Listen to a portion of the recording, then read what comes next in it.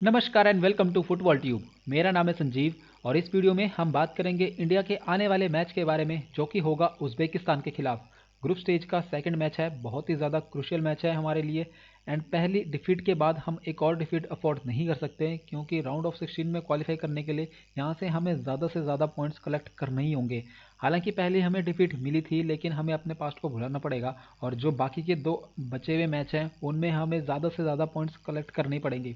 दूसरी तरफ उज़्बेकिस्तान ने अपना पहला मैच ड्रॉ खेला था अगेंस्ट सीरिया और ये गोललेस ड्रॉ रहा था जो कि इंडिया के पॉइंट ऑफ व्यू से बहुत ही बढ़िया है, क्योंकि अगर दोनों में से किसी भी एक टीम को 3 पॉइंट्स मिल जाते तो वो अगले राउंड में क्वालिफाई आराम से कर सकती थी, लेकिन ऐसा नहीं हुआ। तो आई थिंक ये वाला बहुत सबसे बढ़िया, मैं कहूँगा सबसे ज़्यादा इंपॉर्टेंट मैच है इंडिया के लिए इस एशियन कप में। तो जानते हैं ये मैच का स्केड्यूल क्या है। तो इंडिया वर्सेस उज़्बेकिस्तान का मैच होगा 18 जनवरी को और शुरू होगा ये रात के 8 बजे according to Indian standard time और खेला जाएगा ये अहमद बिन अली स्टेडियम, जो कि again one of the most iconic stadium है कतर का। तो ये है complete schedule of India versus Uzbekistan.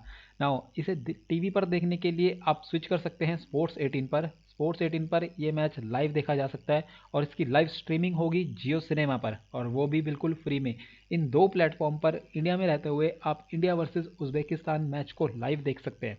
Now अब जानते हैं कि इंडिया वर्सेस उज़्बेकिस्तान में इंडिया की क्या पॉसिबल लाइनअप्स होने वाली है। तो देखिए, जो हमारा पिछला मैच था ऑस्ट्रेलिया के खिलाफ, उसमें हमारी ज़्यादातर जो थी डिफेंडिंग लाइनअप्स थी एंड ये काफ़ी हद तक ठीक भी था। लेकिन अब क्योंकि हमें मैच जीतना ही है और मैच जीतने के लिए हमें गोल तो करने ही पड़ेंगे, आई थिंक इगोस टीमैक का यही प्लान हो सकता है कि वो एक डिफेंसिव अटैक वाला लाइनअप बनाए जिसमें हमारे पास डिफेंडिंग तो हो, साथ में कुछ ऐसे प्लेयर्स भी हों जो कि गोल कर सके, क्योंकि अल्टीमेटली बिना गोल किए हम मैच तो जीत नहीं सकते। गोलकीपर्स में वही होंगे गुरप्रीत सिंह संधू और डिफेंडर्स में शायद ज़्यादा कुछ बदलाव नहीं होगा। राहुल बेके, स्वदेश जिंगन, जो कि पिछली बार सबसे टफेस्ट डिफेंडर साबित हुए थे हमारे लिए, सुभाशीष और निखिल पुजारे, ये हमारे पास डिफेंडर में हो सकते हैं।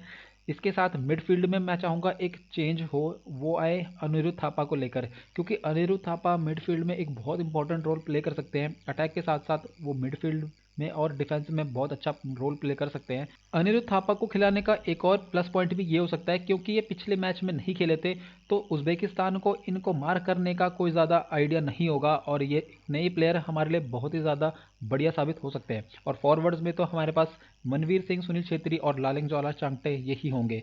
तो आई थिंक अगर मेरे हिसाब से ऐसा कुछ लाइनअप्स हो सकता है जिसमें अटैक के साथ साथ मिडफील्ड और डिफेंस भी हो, तो हमारे ज़्यादा चांसेस होंगे अगेंस्ट उज़्बेकिस्तान। नाउ पहले मैच के बाद ग्रुप बी का टेबल है, उसमें ऑस्ट्रेलिया टॉप पर है 3 पॉइंट्स के साथ। सीरिया और उज़्बेकिस्तान का जो मैच था वो ड्रॉ हो गया था, एक एक पॉइंट दोनों को मिल चुका है। हालांकि अभी हम फोर्थ प्लेस पर हैं, लेकिन हमें सिर्फ एक जीत की ज़रूरत है। एक जीत हमारे लिए बहुत ज़्यादा हेल्पफुल होगी अगले राउंड में क्वालिफाई करने के लिए, और उज़्बेकिस्तान को हम लाइटली बिल्कुल नहीं ले सकते, क्योंकि वो ये जानते हैं कि एक पॉइंट तो उनके पास है और उनको सिर्फ कैसे भी करके यहाँ पे 3 पॉइंट्स कलेक्ट करने हैं। अगर उज़्बेकिस्तान यहाँ से 3 पॉइंट कलेक्ट कर लेता है तो वो राउंड ऑफ 16 के लिए ऑटोमेटिकली क्वालिफाई कर जाएगा, जो हमारे लिए आगे जाकर बहुत ज़्यादा प्रॉब्लम क्रिएट कर सकता है। नाउ हमें ऑस्ट्रेलिया से मिली हुई डिफीट को जल्दी से जल्दी भूलना होगा, और ईगोस टीमैक्स भी ये बात कह चुके हैं कि हमारा जो कंपटीशन है वो अब शुरू होता है। जो हमारा पास था वो अब पास हो चुका है और हमें आने वाले गेम्स पर फोकस करना है, क्योंकि अब देखिए जो सबसे ज़्यादा मुश्किल मैच था वो ऑलरेडी ख़त्म हो चुका है। एंड उज़्बेकिस्तान और सीरिया यही वो दो टीम्स हैं जिसके खिलाफ हम ज़्यादा से ज़्यादा पॉइंट्स कलेक्ट कर सकते हैं। और अगर हम राउंड ऑफ 16 में क्वालिफाई कर जाते हैं तो 1964 के एशियन कप के बाद ये हमारा पहली बार राउंड ऑफ 16 के लिए क्वालिफाई होगा, क्योंकि आपको पता होगा कि 1964 में जो एशियन कप हुआ था उसमें हम सेकंड प्लेस पर रहे थे। जी हाँ, रनर अप रहे थे और इसराइल में हुआ था, इसराइल ने ही वो जीता था।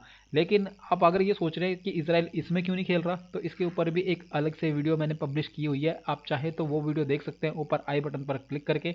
एंड अगर हम राउंड ऑफ 16 के क्वालिफाई कर लेते हैं तो ये हमारा अब तक का सबसे बढ़िया परफॉर्मेंस होगा एशियन कप में आफ्टर 1964। तो क्या लगता है आपको, क्या इस बार हम राउंड ऑफ 16 में क्वालिफाई कर सकते हैं? लिखिएगा कमेंट में इसके बारे में, मैं जानना चाहूँगा हर एक के व्यूज़। फिलहाल इस वीडियो में बस इतना ही। आई होप ये वीडियो आपके लिए हेल्पफुल रहा। फुटबॉल की ऐसी और वीडियोस देखने के लिए फुटबॉल ट्यूब को सब्सक्राइब करना मत भूलिएगा। इसी नोट के साथ ये है इस वीडियो का अंत। Thanks for listening. मिलते हैं आपसे नेक्स्ट वीडियो में। Till then, play football and stay safe.